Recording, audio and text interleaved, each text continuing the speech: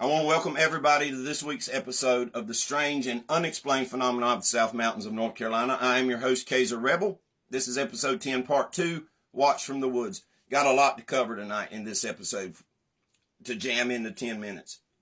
So jump in and hang on. Tonight we're talking about a hotspot area. A hotspot area that is an area that seems to have a high concentration of encounters.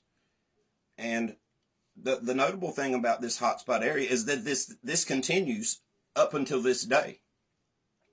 The area in question tonight I have featured in a number of my previous episodes. If you'll remember episode 1, I believe it was, A Family's Night of Terror. Episode 4, we have found their killing fields as well as others. And come to find out, this area has a history. A lady who lived in this area many years ago would often report that from her window or her back porch in the woods, she would see these large, hairy, upright creatures walking in the woods. She called them boogers.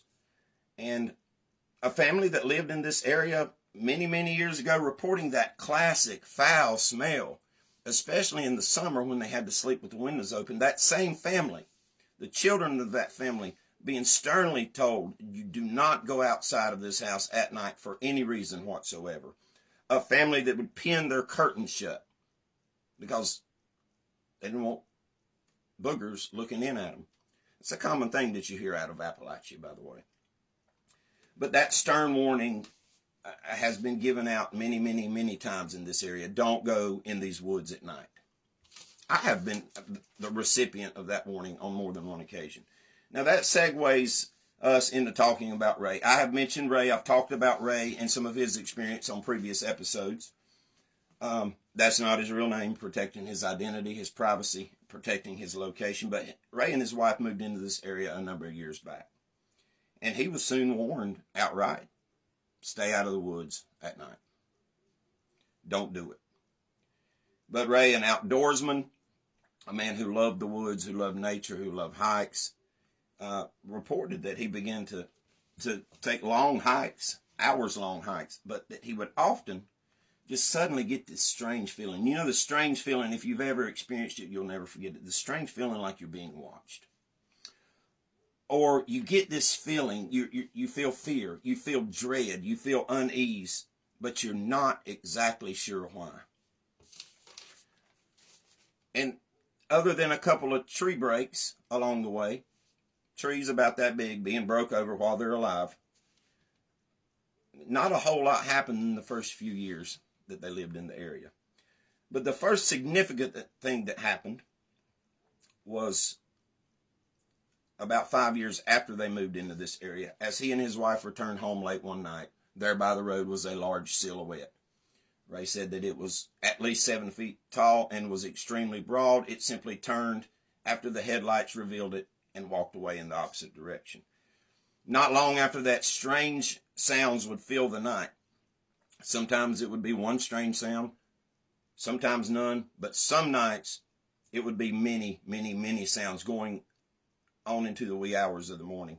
Whoops, howls, deep guttural yells and growls, wood knocks, and that type of thing. But as time went on, the source of these sounds seemed to get more comfortable coming closer and closer to their place, as well as to their neighbors' places. And on a cool spring night in 2018, as they laid in bed after 11 p.m. watching TV, there was a loud thud. Something had clearly hit the outside of their house. Ray got up, got dressed, went outside, didn't see anything, but there was that signature foul smell. Something that they would experience many times, that signature foul smell. And this type of thing was something hitting the outside of their house would happen many times. It continues to happen. There's been times that we walked outside in the morning to find that lawn furniture, other objects in their backyard had been haphazardly thrown around as though something had a temper tantrum. Feed barrels broken into, a feed trough on one occasion tore off the wall. Water tubs moved while full of water. Other occasions, water tubs turned over and the empty tubs drug down the hill away from the barn. Items taken out of the barn. But Ray has experienced a number of especially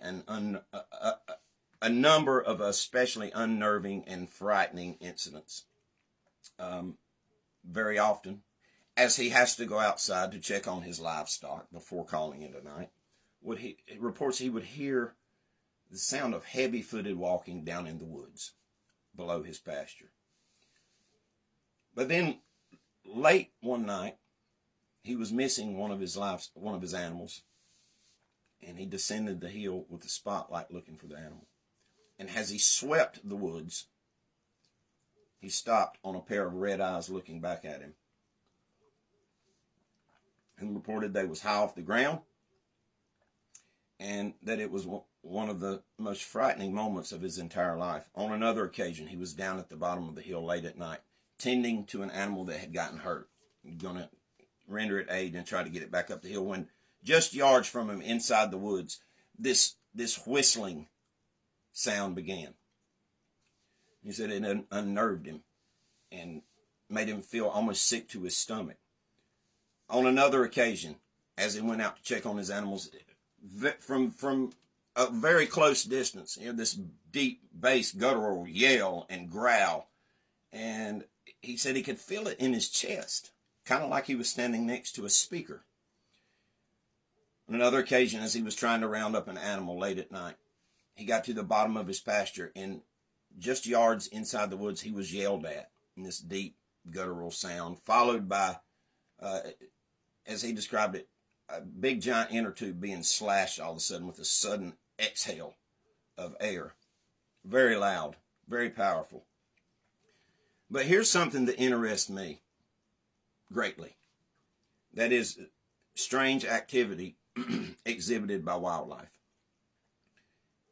So on a number, many occasions, multiple occasions over the years, he would go outside, final check on the pasture area, to find that deer, a dozen or so, would be in his pasture up next to the barn, or at the bottom of his pasture but backed up to the fence, or at the sides of his pasture hugging up to the fence. But he's also witnessed, gathered in his backyard, multiple rabbits. He said the first time that this happened, he walked outside about 2 a.m. to get wood off the wood rack on a cold night. And there in the backyard just sat a bunch of rabbits, and they just looked at him. Just stared at him. They didn't run. That's not normal. It's as though those animals are coming uphill into an open area like they're trying to escape something. A number of occasions, relatives and friends coming to visit to stay the night had experiences. In particular, there was a few that stood out. His mother came to visit, and she was outside with him walking a dog, and there was this loud, long, deep howl that came from out of the woods on high ground. And she slept for the rest of the night with the light on. His daughter, one night upon coming home late, as she got out of her car, she heard several of the frightening vocalizations very close, and she didn't say anything at the time. But she woke up early in the morning, in the wee hours of the morning. It was still dark, and she heard something walking outside of her window, and she said it sounded big, and slept with the lights on that night. And she didn't actually tell Ray about that for quite some time afterwards. Several friends of Ray refused to stay after dark. They often experienced the foul smell, rock throwing, a pair of hunters being witness to vocalizations and rock throwing, footprints found nearby. What are these creatures so interested in this particular area? Is it food? Is it curiosity? And this is a phenomenon that happens elsewhere, where these creatures just seem to lock in on one place and kind of stay there. Sometimes for short periods, sometimes for medium periods, and sometimes for long periods. So think about it. What would you do if you walked outside at night to walk your dog, and your flashlight hit a pair of red eyes looking at you, or something started whistling at you from the dark, or you heard these yells and screams and wood knocks? See,